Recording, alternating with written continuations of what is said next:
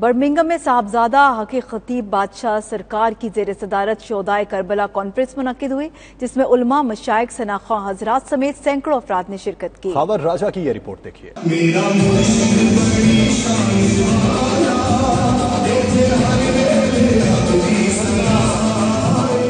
اسلام کی بقا اور سربلندی کے لیے نواسہ رسول صلی اللہ علیہ وآلہ وسلم، جگر گوشہ بطول، امام عالی مقام حضرت امام حسین علیہ السلام نے جو عظیم قربانی پیش کی وہ رہتی دنیا تک مثال رہے گی۔ برمنگھم کے مقامی ہال میں شہدائے کربلا کانفرنس منعقد ہوئی، جس کی صدارت دربار عالیہ بلاوڑہ شریف کے سجادہ نشین صاحبزادہ حق خطیب بادشاہ سرکار نے فرمائی۔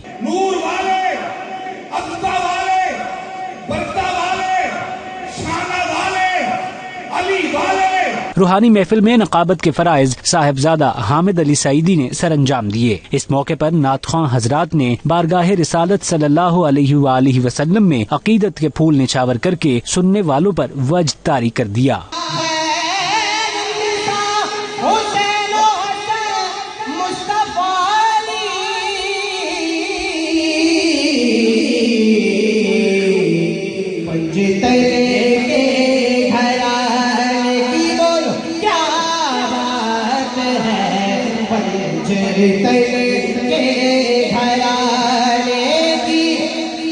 صاحبزادہ حق خطیب بادشاہ سرکار نے میڈیا سے بات کرتے ہوئے کہا کہ امام عالی مقام نے حق کی راہ پر چلنے کے ساتھ صبر کی تلقین بھی فرمائی، اسی میں کامیابی ہے۔ نوجوان عشق مصطفیٰ صلی اللہ علیہ وآلہ وسلم کو دل میں بسا لیں اور والدین کی خدمت کریں۔ رب قرآن میں فرماتا ہے کہ جس نے بھی صبر کیا وہ کامیاب ہو گیا، اور حسین پاک کا جو مشن تھا وہ صبر والا تھا، اور صبر والے لوگوں کو اللہ تعالیٰ کامیاب کرتا ہے۔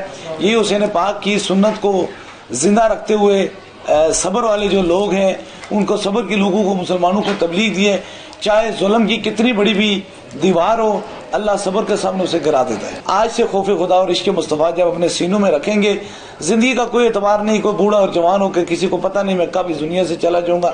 جتنا جلدی انسان نیک اعمال کی طرف جائے اتنا رب اسے راضی ہوتا ہے۔ اور بات یہ کہ جوانی کی توبہ جو ہوتی ہے وہ شفا پیغمبری ہوتی ہے۔ جوانی کے اندر جب انسان اچھے راہ پہ چلتا ہے تو اس کو زیادہ ثواب ہوتا ہے۔ اس لیے جوانوں کو میرا یہ پیغام ہے کہ سب سے بڑی نیکی یہ ہے کہ آپ اپنے والدین کا فرمانبردار بنیں۔ صاحبزادہ حق خطیب بادشاہ سرکار نے مسئلہ کشمیر کے حوالے سے کہا کہ مقبوضہ کشمیر میں بھی بہت جلد ہندوستان کے مظالم کی دیوار گر جائے گی۔ یزید بھی 3 وزیراعظم کا مالک تھا اور حسین پاک بھی مظلوم تھے، اور مظلومیت کی انتہا تھی۔ اسی طرح یہ نہ سوچیں کہ ظلم کی کتنی بھی ہندوستان نے دیوار جو چڑھائی ہوئی ہے، کشمیری لوگ مظلوم ہیں۔ اگر وہ 3 وزیراعظم کا مالک ختم ہو سکتا ہے تو اسی طرح یہ بھی مظلوم ہے، اس لیے کسی مظلوم پر ظلم نہیں کرنا چاہیے۔ اللہ تعالیٰ ان کو بھی نجات دے گا اور انشاءاللہ تعالیٰ ان کے بھی ظلم کی دیوار ادھر گر جائے گی۔ امام عالی مقام نے ظالم کے ساتھ دوستی پر موت کو ترجیح دی۔ انہوں نے رہتی دنیا تک کے لیے پیغام دیا کہ حق و صداقت کی سربلندی کے لیے بڑی سے بڑی قربانی سے بھی دریغ نہیں کرنا چاہیے۔ خاور راجہ، 92 نیوز، برمنگھم۔